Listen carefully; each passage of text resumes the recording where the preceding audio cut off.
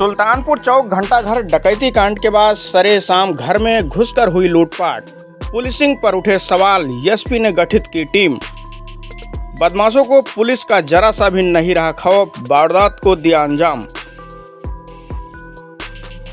बल्दीराय थाना क्षेत्र में बदमाशों ने घटना को दिया अंजाम।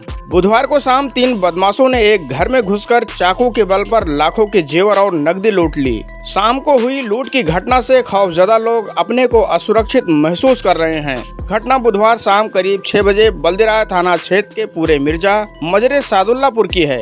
यह गांव सुल्तानपुर हलियापुर मार्ग से चंद कदम की दूरी पर है। यहां 3 लोगों ने अंसार हुसैन के घर में घुसकर हाथों में धारदार हथियार लिए 3 बदमाश महनाज फातिमा को ढकेलते हुए कमरे में घुस गए। उस समय घर में केवल फूलजहां, उनकी बहू महनाज और उनकी सास किशोरी बानो थी।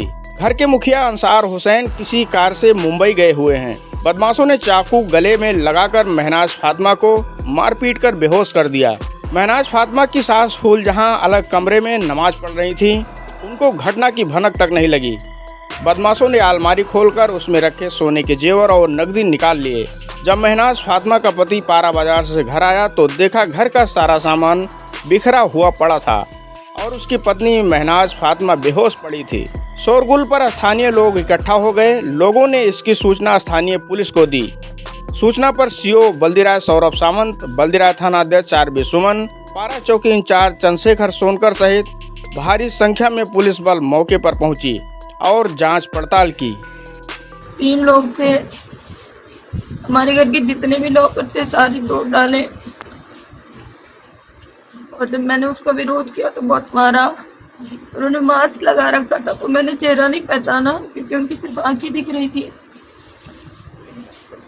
उन्होंने बहुत मारा, पैर से, हाथ से, भी सर दीवार में लड़ाते थे, कभी पैर से मारते थे।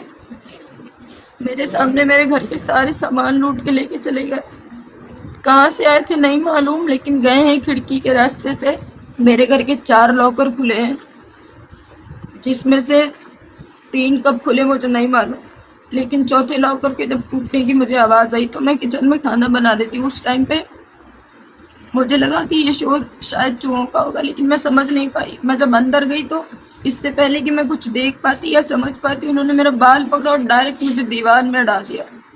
जब एक बार दीवार में मारा तो कुछ देर तो नजरों से कुछ दिखाई नहीं दिया। दोबारा जब मैं संभली तो फिर उन्होंने मेरा सर दीवार पे मारा।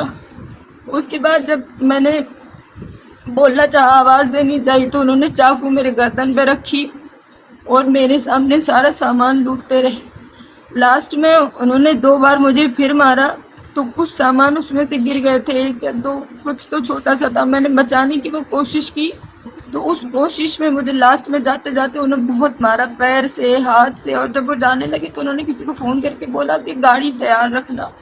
उसके बाद मुझे कुछ याद नहीं है। ग्राम पूरे मिर्जा सादुल्लापुर, जो कि निकट कस्बे से 1.5 किलोमीटर की दूरी पर रिमोट एरिया में स्थित है। इस ग्राम में 3 घर बसे हुए हैं, जिसमें से एक घर में 3 चोरों द्वारा चोरी की जा रही थी।